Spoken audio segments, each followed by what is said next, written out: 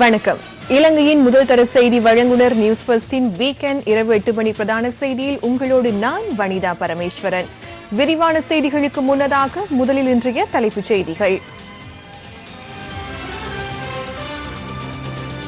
பலாலி விமான நிலையம் சர்வதேச தரம் வாய்ந்த விமான நிலையமாக மாற்றப்பட உள்ளதாக பிரதமர் தெரிவிப்பு. பசுமை பூமி திட்டத்தின் கீழ் மாத்தளையில் 700 குடும்பங்களுக்கான காணி உறுதி பத்திரம் இன்று கையளிப்பு. சத்துசவில் சீனியில் யூரியா கலக்கப்பட்டமை தொடர்பில் சட்ட நடவடிக்கை எடுக்க உள்ளதாக வடமாகாண சுகாதார அமைச்சர் தெரிவிப்பு. தேயிலையின் விலை அதிகரித்துள்ளமையால் தோட்ட தொழிலாளர்களின் சம்பள பிரச்சினைக்கான தீர்வை வழங்கலாம் என அமைச்சர் நவீன் திசாநாயக்க நம்பிக்கை. தேசிய மெய்வல்லுநர் போட்டிகளில் 10,000 மீட்டர் ஓட்டத்தில் மலையகத்தின் சண்முகேஸ்வரனுக்கு தங்கம். இனி விரிவான செய்திகள். யாழ் பல்கலைக்கழக கிளிநொச்சி வளாகத்தின் பொறியியல் பீட கட்டட தொகுதி பிரதமர் ரணில் விக்ரமசிங்கவினால் இன்று திறந்து வைக்கப்பட்டது. பலாலி சர்வதேச விமான நிலையமாக தரப்படுத்தப்பட உள்ளது. இந்தியா மலேசியாவிலிருந்து வரும் விமானங்களை நாங்கள் இங்கு தரையிறக்க முடியும். ஏனெனில் நாங்கள் இதனை அபிவிருத்தி செய்ய உள்ளோம். எனினும் நாங்கள் குறித்த எல்லையை கடந்து செல்ல மாட்டோம். அதன் காரணமாக நாங்கள் நிலம் ஒன்றை கொள்வனவு செய்ய வேண்டிய தேவையுள்ளது. ஆனால் தற்போதுள்ள காணிகளில் 2 கட்டங்களாக இந்திய அரசாங்கம் எமக்கு உதவி செய்ய உள்ளது. இதேபோன்று காங்கேசன் துறை அபிவிருத்தி செய்யப்பட்டு துறைமுகமாக விஸ்தரிக்கப்பட உள்ளது. இவை 2 பாரிய இடங்கள். காங்கேசன் துறை சீமேந்து ஆலையை அகற்றி அந்த பகுதியில் சிறு கைத்தொழிலை விஸ்தரிக்கவும் மற்றும் தகவல் தொழில்நுட்பத்தையும் மேம்படுத்த எதிர்பார்க்கின்றோம். மற்றொரு திட்டம் பரந்தனில் ஆரம்பிக்கப்பட உள்ளது. ஐஸ் சேமிப்பு நிலையங்கள் மற்றும் ஐஸ் ஆலையை ஆரம்பித்து நாடு பூராகவும் விஸ்தரிக்க எதிர்பார்த்துள்ளோம். முதலாவது நிலையம் தமுலையிலும் மேலும் சில இந்த பகுதியிலும் நிர்மாணிக்க எதிர்பார்த்துள்ளோம். தேங்காய் உற்பத்தியை மேம்படுத்துவதற்கு பாரிய நிலப்பரப்பை எதிர்பார்த்துள்ளோம். தென்னை மரங்கள் கம்பஹா மற்றும் குருநாகல் ஆகிய மாவட்டங்களில் இருந்தே வருகின்றன. அதை மேலும் சில பகுதிகளுக்கு பதிலீடாக்க வேண்டும்.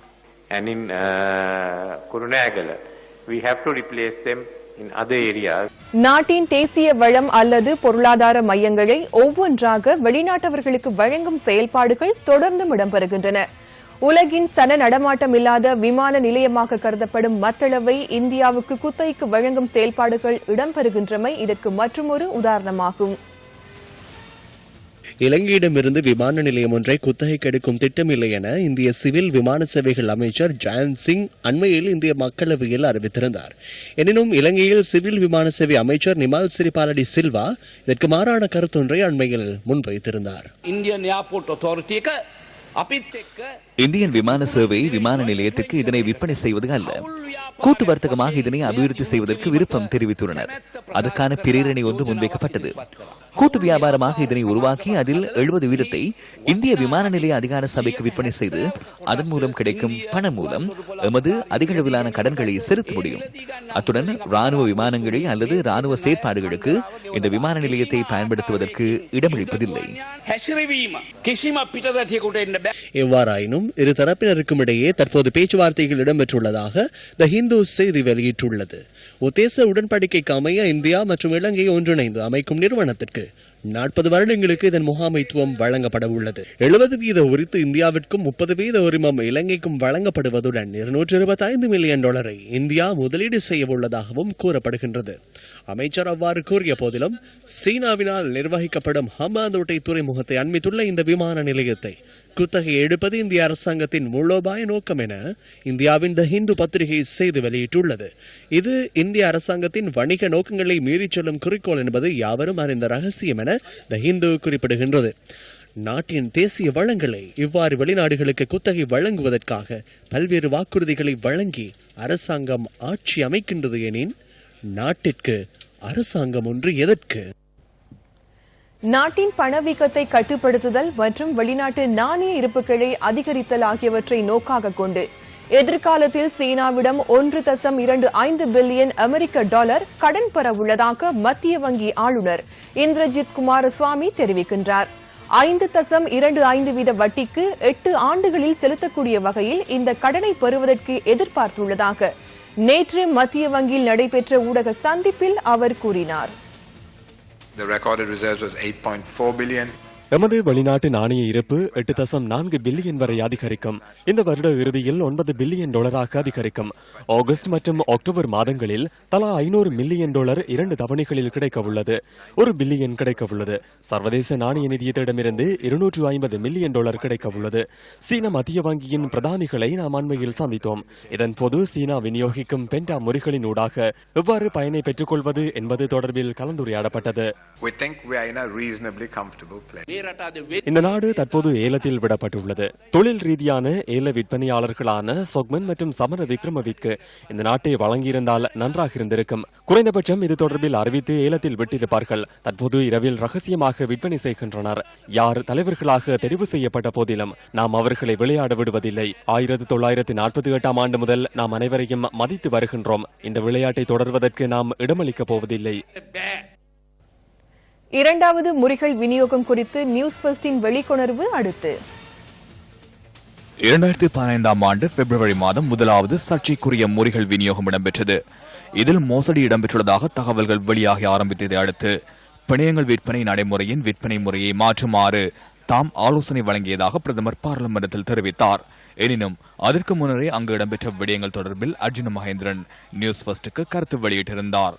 அதன் பின்னர் ஐக்கிய தேசிய கட்சிக்கு நெருங்கிய சட்டத்தரணிகளால் ஸ்தாபிக்கப்பட்ட காமினி பிட்டிபன குழுவினூடாகவும் கோப் குழுவினூடாகவும் முறிகள் சம்பவம் தொடர்பில் விசாரணைகள் முன்னெடுக்கப்பட்டன. 2015 ஆண்டு முறிகள் சம்பவம் அனைவரதும் கவனத்திற்குள்ளாகிய சந்தர்ப்பத்தில் 2016 ஆண்டு மற்றொரு பாரிய சர்ச்சைக்குரிய முறிகள் விநியோகம் இடம்பெற்றது. இந்த முறிகள் விநியோகத்தின் போது பெர்பச்சுவல் ட்ரெஷரிஸ் நிறுவனம் பொதுமக்களின் நம்பிக்கையை சீர்குலைத்து மக்கள் பணத்தை பொருட்படுத்தாது செயற்பட்டது. முதலாவது முறிகள் விநியோகத்தின் போது 10 பில்லியன் ரூபாய் முறிகள் விநியோகிக்கப்பட்டதுடன் இரண்டாவது முறிகள் விநியோகத்தின் போது 77 பில்லியன் ரூபாய் பெறுமதியான முறிகள் விநியோகிக்கப்பட்டன. இதன் பின்னர் முதலாவது முறிகள் விநியோக சம்பவம் தொடர்பில் ஜனாதிபதி ஆணைக்குழு ஊடாக விசாரணைகள் ஆரம்பிக்கப்பட்டன. இந்த விசாரணைகளினூடாக முறிகள் விநியோகத்தின் போது இடம்பெற்ற மோசடிகள் ஒவ்வொன்றாக வெளிக்கொண்டு வரப்பட்டன. அந்த 2 கொடுக்கல் வாங்கல்களின் போதும் அப்போதைய மத்திய வங்கி ஆளுநர் தமது கடமையை உரிய முறையில் நிறைவேற்றவில்லை என ஜனாதிபதி விசாரணை ஆணைக்குழுவின் அறிக்கையில் தெளிவாக சுட்டிக்காட்டப்பட்டுள்ளது. இதேவேளை இந்த 2 முறிகள் விநியோகத்துடன் தொடர்புபட்ட பெர்பச்சுவல் ட்ரெஷரிஸ் நிறுவனம் குறித்த காலப்பகுதியில் பாரிய லாபத்தை ஈட்டியமையும் வெளிக்கொண்டு வரப்பட்டது. பெர்பச்சுவல் ட்ரெஷரிஸ் நிறுவனம் பெற்று இந்த பாரிய அளவிலான லாபம் குறித்து விசாரணைகளை மேற்கொள்ள வேண்டும் என முறிகள் தொடர்பில் விசாரணை செய்து ஜனாதிபதி ஆணைக்குழு தனது அறிக்கையில் சுட்டிக்காட்டியுள்ளது. அது மாத்திரமல்ல, குறித்த முறிகள் சம்பவங்களின் போது மத்திய வங்கியின் இரகசிய தகவல்கள் குறித்த நிறுவனத்தின் பிரதானிகளுக்கு கிடைத்ததாகவும் வெளிக்கொண்டு வரப்பட்டது. இரண்டாவது முறிகள் விநியோகத்திற்கு முன்னர் பெர்பச்சுவல் ட்ரெஷரிஸ் நிறுவனத்தின் தலைவர் அர்ஜுன் அலோசியஸ் மற்றும் பிரதம நிறைவேற்று அதிகாரி கசன் பாலிசேனா ஆகியோருக்கு இடையில் இடம்பெற்ற தொலைபேசி உரையாடல் இது. Hi Arjun. Hi. So yesterday there was a meeting that was called with all the state banks and an instruction has gone that the state banks bid low. Okay. So I found out from our friends at NSB and our friends at BOC, and they have not given a specification at what rate to build, but they want to build low. Okay. Then there were other things. I'll give you a quick background. The other things that were mentioned was that basically a proposition to take the SRR out. Okay. And certain other propositions basically to drastically bring the rates down after the 126 billion is raised. The actual number is 122, not 126. Right? Okay. So that's the status. Now there are few scenarios that's going to play out. Scenario 1, the entire market is expecting a rate hike today. That is not going to take place. Okay? Right. So our friends from the department are telling us, if you can, why don't you all bid more today as opposed to Thursday? Because Thursday the interest is going to be huge. இரண்டாவது முறிகள் விநியோகத்தினூடாக 784.89 billion ரூபாய் நேரடி நட்டம் ஏற்பட்டுள்ளமை முறிகள் தொடர்பான ஜனாதிபதி விசாரணை ஆணைக்குழுவில் வெளிக்கொண்டு வரப்பட்டது. எனினும் இந்த முறிகள் விநியோகம் தொடர்பில் விரிவான தகவல்கள் அங்கு வெளிக்கொண்டு வரப்படவில்லை. முறிகள் ஆணைக்குழுவின் அறிக்கை பகிரங்கப்படுத்தப்பட்ட பின்னர் அதன் தமிழ் மொழிபெயர்ப்பு இல்லை என தொடர்ந்து சுட்டிக்காட்டி அது தொடர்பான விவாதத்தை ஒத்திவைப்பதற்கு பாராளுமன்ற உறுப்பினர் எம் ஏ சுமந்திரன் காரணமாக இருந்தார். எனினும் ஆங்கில மொழியில் பாராளுமன்றத்தில் உரையாற்றும் சுமந்திரனுக்கு ஆங்கில அறிக்கையில் உள்ள உள்ளடக்கங்களை புரிந்து கொள்ள முடியாதது ஏனென்ற கேள்வி அனைவருக்குள்ளும் காணப்படுகின்றது. தேர்தலுக்கு முன்னர் முறைகள் விசாரணையை முன்னெடுக்க வேண்டும் என்பதே பலரின் எதிர்பார்ப்பாகும்.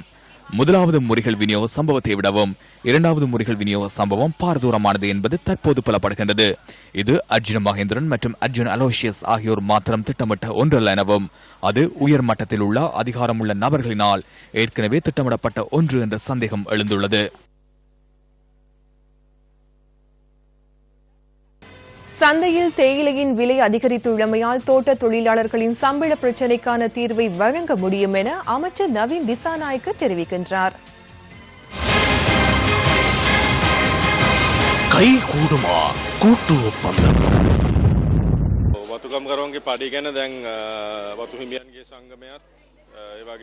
பெருந்தோட்ட தொழிலாளர்களின் சம்பளம் தொடர்பில் முதலாளிமார் சம்மேளனமும் தொழிலாளர் சங்கங்களும் தற்போது கலந்துரையாடல்களில் ஈடுபட்டு வருகின்றனர். இந்த கலந்துரையாடல்கள் தொழில் அமைச்சின் ஊடாக நடத்தப்படுகின்றன. நியாயமான தீர்வு ஒன்று கிடைக்கும் என நாம் எதிர்பார்க்கின்றோம். தற்போது பாரிய அளவில் பிரச்சினைகள் எதுவும் காணப்படவில்லை. தேயிலையின் விலை தற்போது அதிகரித்துள்ளமையினால் கடந்த முறையை விட இம்முறை நெகிழ்வாக இருக்கும் என்பதே எனது கருத்தாகும். அவர்களுடன் நாம் கலந்துரையாடி வருகின்றோம். அவர்களும் நமக்கு சில நிதி தரவுகளை முன்வைத்துள்ளனர். இரு தரப்புக்கும் நியாயமான விசேடமாக தோட்ட தொழிலாளர்களுக்கு நியாயமான தீர்வு கிடைக்க வேண்டும். தோட்ட தொழிலாளர்கள் மிகவும் கடினமான ஒரு வாழ்க்கையை முன்னெடுக்கின்றனர். அவர்களின் துயரை நாம் அறிவோம். அதனால் இம்முறை அவர்களுக்கு நியாயமான தீர்வு கிடைக்கும் என நம்புகிறேன்.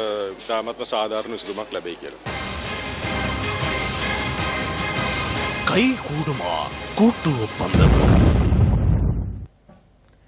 வீடமைப்பு மற்றும் நிர்மாணத்துறை அமைச்சின் 101வது கம்முதாவ வீடமைப்பு திட்டம் இன்று பயனாளிகளிடம் கையளிக்கப்பட்டது.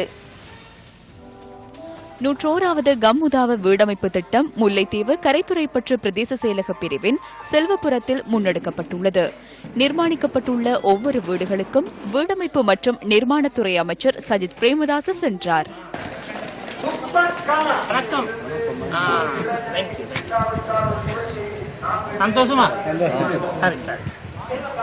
நீர் மற்றும் மின்சார வசதிகளை கொண்டதாக 30 வீடுகள் நிர்மாணிக்கப்பட்டுள்ளதுடன் இங்கு வீதி வசதிகளும் ஏற்படுத்தப்பட்டுள்ளன.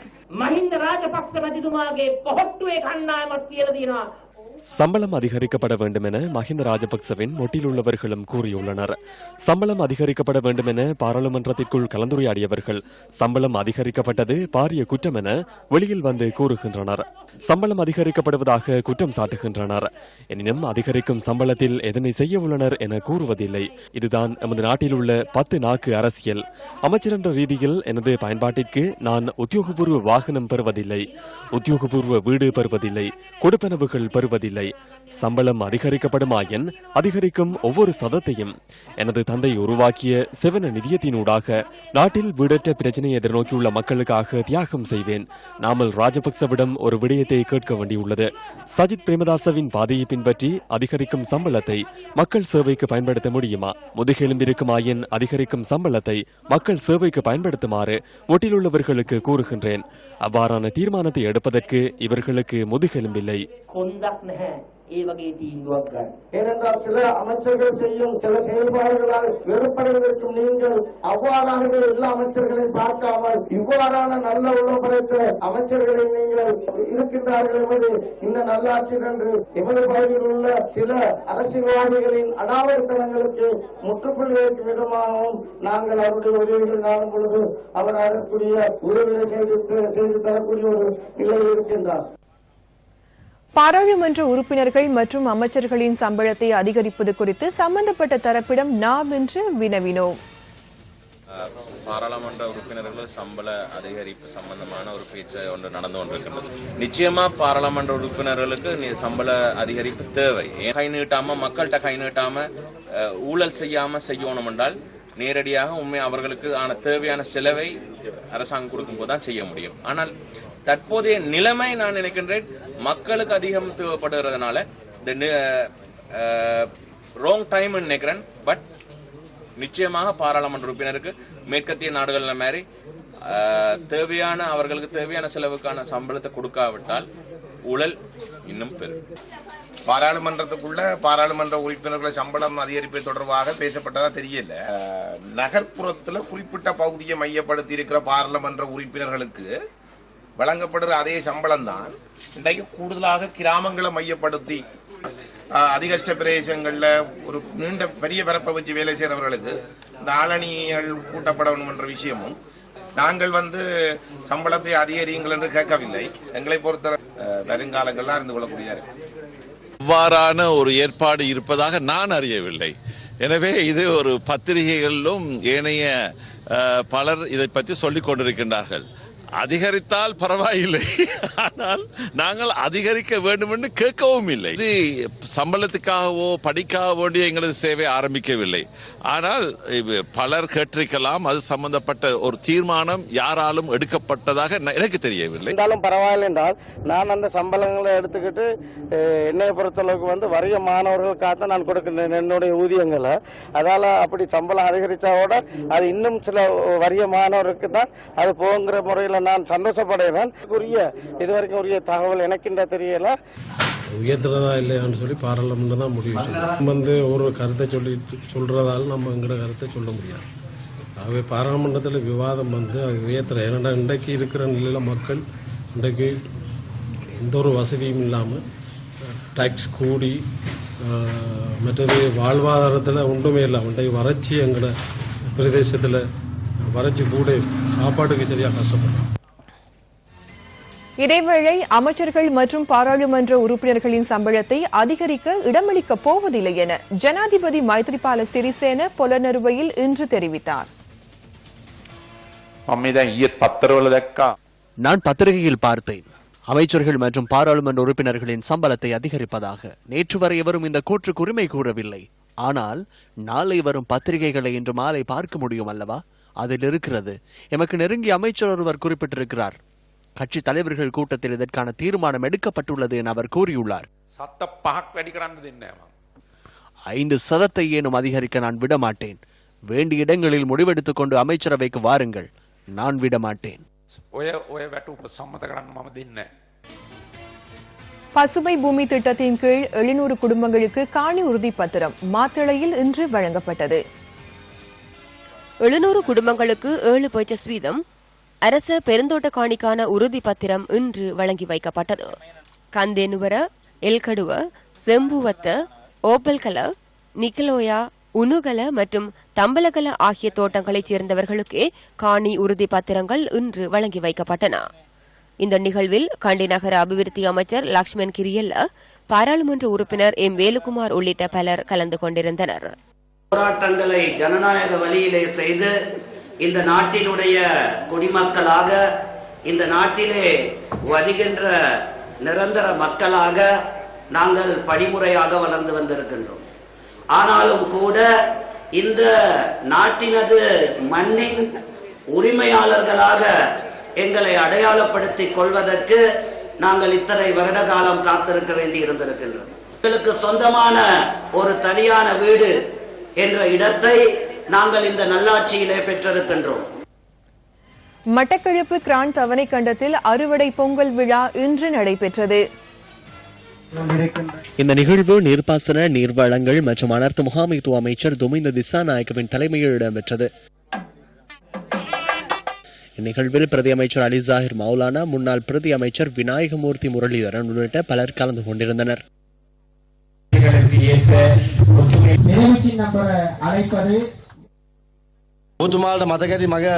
நான் விவசாய அமைச்சராக இருந்தபோது சித்தமு என்று ஒரு வேலை திட்டத்தை ஆரம்பித்தேன். சி என்பது சிங்கள, த என்பது தமிழ், மூ என்பது முஸ்லிம் மக்களை குறிக்கும். சிங்கள, தமிழ், முஸ்லிம் மூவின மக்களும் ஒன்றிணைந்து நாட்டை கட்டியெழுப்புவோம் என்பதனை நான் முன்வைத்தேன். நாம் பிரிந்து நின்று சிந்தித்தால் எப்போதுமே நமக்கு ஒன்றிணைந்து சிந்திக்க முடியாமல் போகும். பாலத்தை கட்டி தருவதாக கூறியிருக்கின்றார். உண்மையிலே நாங்கள் அமைச்சரை பாராட்ட வேண்டும். எரிக்கலங்கட்டு பாலம் இந்த வீதியை உடனடியாக புனரமைப்பு செய்வதாக கூறியிருக்கின்றார். முக்கியமான விடயம் அது. அந்த ஆண்டாங்குள மக்கள் பாரிய துன்பங்களை எதிர்நோக்குவார்கள். ஒரு நடபாதை ஒன்று தேவைப்படுகின்றது, அதையும் முடித்து தருவதாக கூறியிருக்கின்றார். உண்மையிலே வரவேற்கின்றோம், பாராட்ட வேண்டும். சதோசவில் விற்பனை செய்யப்பட்ட சீனியில் யூரியா கலக்கப்பட்டமை குறித்து வடமாகாண சுகாதார அமைச்சர் டாக்டர் குணசீலன் மன்னாரில் இன்று ஊடக சந்திப்பில் கருத்து தெரிவித்தார்.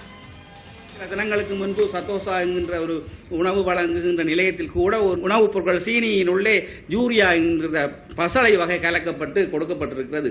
அது எவ்வாறு நடந்தது, தவறுதலாக நடந்ததா, வேணுமென்று நடந்ததாக என்பதற்கு அப்பால் இவ்வாறான நிலையங்கள், மக்களுக்கு உணவு வழங்குகின்ற நிலையங்கள் இது சம்பந்தமாக அலட்சியமாக இருந்ததால் தான் இந்த தவறு நடந்திருக்க வாய்ப்பிருக்கிறது. இது கட்டாயமாக நீதிமன்றத்தின் முன்னே கொண்டு செல்ல வேண்டும் என்றும் நான் உத்தரவிட்டிருக்கிறேன்.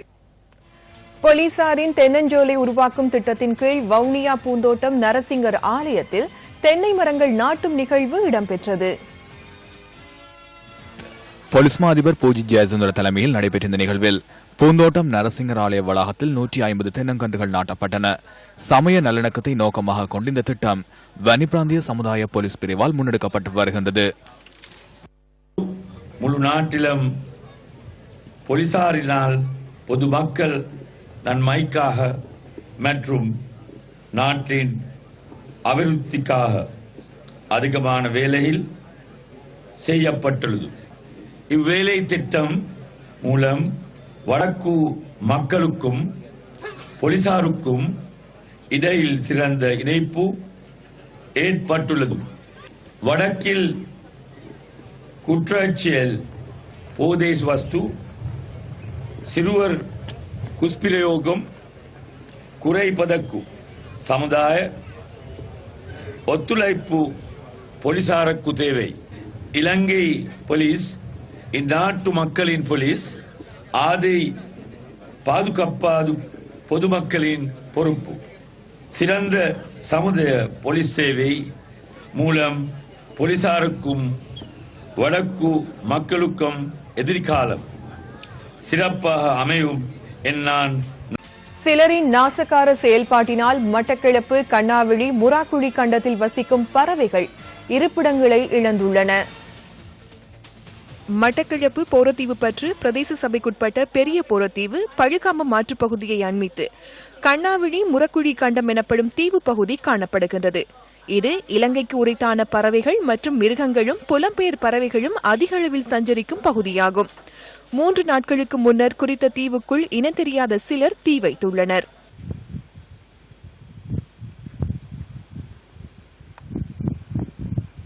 பெரிய மிருகங்கள், பறவைகள் சகலம் தங்கி அதில் சாப்பிட்டு பெருமாறி கொண்டு இருந்தது. அதை நாசகார சக்திகள் எவ்வளவு தெரியாம நெருப்பு வச்சு விட்டாங்க. நாங்க இப்படி வயல் காட்டில் 2 வாரம் வயல் 2 வரக்குள்ள 10 தீவுக்குள் காணப்படும் தாவரங்கள் மற்றும் நாணற்புட்கள் இவ்வாறு தீ வைத்து அழிக்கப்பட்டுள்ளதாக எமது பிராந்திய செய்தியாளர் கூறுகின்றார். இனந்தெரியாத சிலரின் இந்த செயல்பாட்டினால் பறவைகள் தமது இருப்பிடங்களை இழந்துள்ளன. இருப்பிடமின்றி மாலை வேளைகளில் பறவைகள் குறித்த தீவு பகுதியில் சஞ்சரிப்பதாக மக்கள் குறிப்பிடுகின்றனர். இந்த மனிதர்கள் அங்க இருக்கிற மீன்களை பிடிப்பதற்காக இந்த வனத்துக்கு நெருப்பு வச்சிருக்காங்க. இதால அங்க இருக்கிற உயிரினங்கள் மிகவும் பாதிக்கப்பட்டிருக்கு. பறவைகள், விலங்குகள் எல்லாம் பதிவிடங்கள்ல வசிக்க இல்லாத மாதிரி அங்கேயும் இங்கேயும் அலைஞ்சு திறது பின்னர பொழுதுகளில் இந்த இடங்கள்ல தற்போது காணக்கூடியதா இருக்கு. பறவைகள் எல்லாம் வெளியிறங்கிட்டு அங்குள்ள பறவை ஒன்றும் இல்லை. நிறைய வெளிநாட்டு பறவைகள் இருந்தது. இப்ப வெளிநாட்டு பறவை சூப்பரவா இல்லை. வீட்டுக்கு நெருப்பு தீக்கரையாக்கிறதுக்கு பிறகு வெளிநாட்டு பறவை ஒன்றையும் காண கிடையாம இருக்குது. இது தெரிஞ்சு செய்தாங்களோ தெரியாம செய்தாங்களோ அது தெரியாது. அப்படி தெரிஞ்சு செய்திருந்தாலும் இனிமேல் செய்யாம பாதுகாக்கணும். இவ்வாறான கண்மூடித்தனமான செயல்பாடுகளினால் இயற்கைக்கும் உயிரினங்களுக்கும் ஏற்படும் பாதிப்பை தடுப்பதற்கு சம்பந்தப்பட்ட அதிகாரிகள் நடவடிக்கை எடுக்க வேண்டும் என்பது சூழலை நேசிக்கும் அனைவரதும் எதிர்பார்ப்பாக உள்ளது. மன்னார் காத்தான்குளம் பகுதியில் நிர்மாணிக்கப்பட்ட அரிசி ஆலை செயல்பாடற்று அழிவடைந்த நிலையில் உள்ளது. மன்னார் மாவட்டத்தின் மாந்தை மேற்கு பிரதேச செயலக பிரிவில் உள்ள காத்தான்குளம் பகுதியில் 2011ஆம் ஆண்டு இந்த அரிசி ஆலை புனரமைக்கப்பட்டது. முன்னாள் அரசாங்கத்தின் மீளெழுச்சி திட்டம் ஒன்றினூடாக சுமார் 19.7 மில்லியன் ரூபாய் நிதி ஒதுக்கீட்டில் அரிசி ஆலையும் நெற்களஞ்சிய சாலையும் புனரமைக்கப்பட்டுள்ளது.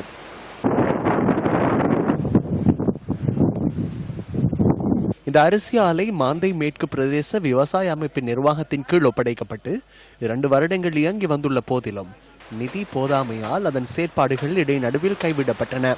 விவசாயிகளின் நலனை கருத்தில் கொண்டு நிர்மாணிக்கப்பட்ட இந்த அரிசி ஆலை இதுவரை செயற்பாடற்ற நிலையில் அழிவடைந்து வருகின்றது. அரிசி ஆலையில் பொருத்தப்பட்ட இயந்திரங்கள் திருடப்பட்ட நிலையில் மீதமாக உள்ள இயந்திரங்கள் பழுதடைந்த நிலையிலும் காணப்படுகின்றன.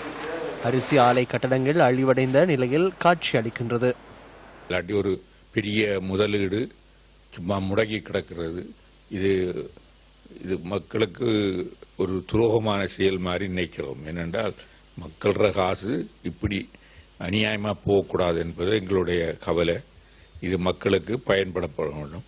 இதில் உள்ள சில பிரச்சனைகளை அலசி ஆராய்ஞ்சு தீர்த்து அதுக்கேற்ற மாதிரி துரித நடவடிக்கை எடுக்க வேண்டும் என்று மக்கள் எல்லோருடைய ஏகோபித்த வேண்டுகோள்.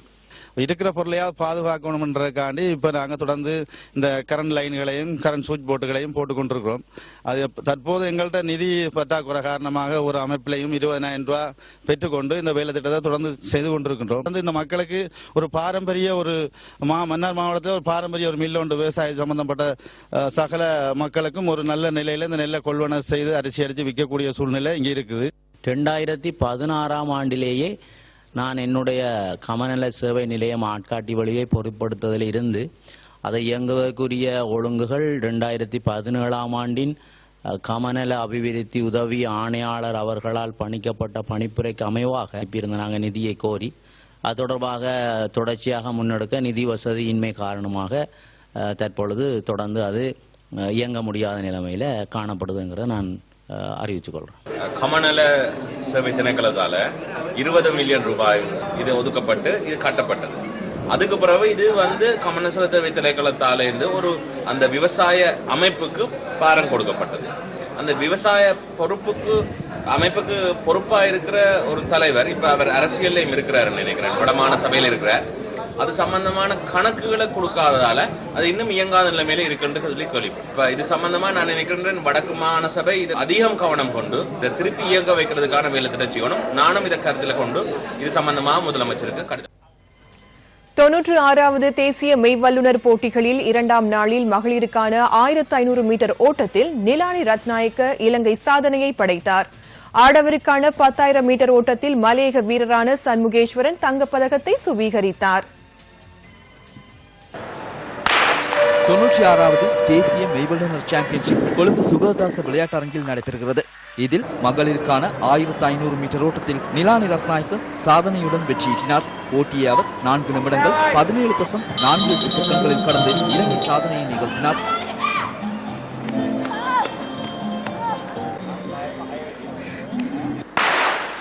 ஆடவருக்கான 10,000 மீட்டர் ஓட்டத்தில் ராணுவ கழக வீரரான மத்திய மாகாணத்தின் கே சண்முகேஸ்வரன் தங்கப்பதக்கத்தை சுவீகரித்தார்.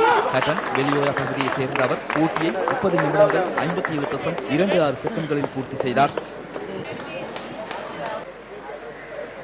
என் கோச் சஜிஷ் அவருக்கு ரொம்ப ரொம்ப தேங்க்ஸ். என்கிட்ட நான் ஒரு நேரத்தில் ஓட இல்லாமல் தான் இருந்தேன். அவர் தான் இந்த மாதிரில திட்டத்தை கொண்டு வந்தேன். நான் இதுக்கு முன்னுக்கு போனேன் 27ஆம் தேதி வியட்நாம் போயிட்டு ஃபர்ஸ்ட் பிளேஸ் அடித்த கோல்டு மெடல் கொண்டு வந்தேன் நான். மகளிருக்கான கோலூன்றி பாய்தலில் வடக்கின் நட்சத்திரமான அனிதா ஜெகதீஸ்வரன் மற்றும் மேல் மாகாணத்தின் சச்சினி பெரேரா ஆகியோர் முதலிடத்தை பகிர்ந்து கொண்டனர். இவர்கள் இருவருமே 3.40 மீட்டர் உயரத்துக்கு தாவினர். இருவரும் 3.45 மீட்டர் உயரத்தை தாவுவதற்கு முயற்சித்த போதிலும் அவர்களால் அது முடியவில்லை.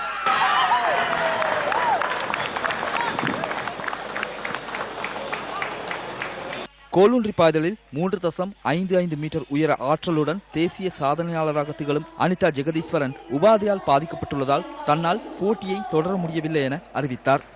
நான் 3:40 3ஆவது தடையெல்லாம் கிளியர் பண்ணேன். சரியான காலில் பெயிண்ட் இருந்ததுனால இப்போ நான் 3:40 பாஞ்சதே பெரிய விஷயமா நினைக்கிறேன். முந்தி போட்டிக்கு ஆக்கள் இல்லை, ஆனால் இப்போ நல்ல பெர்ஃபார்மன்ஸ் காட்டிட்டு வராங்க. இனி வர்ற போட்டியில் மேலும் திறமையை வழிகாட்டுவார் என்று நம்பிக்கை தெரிவித்துக்கொள்கிறேன். இத்துடன் நியூஸ் ஃபர்ஸ்டின் இரவு 8 மணி பிரதான செய்தி நிறைவு பெறுகின்றது. வணக்கம்.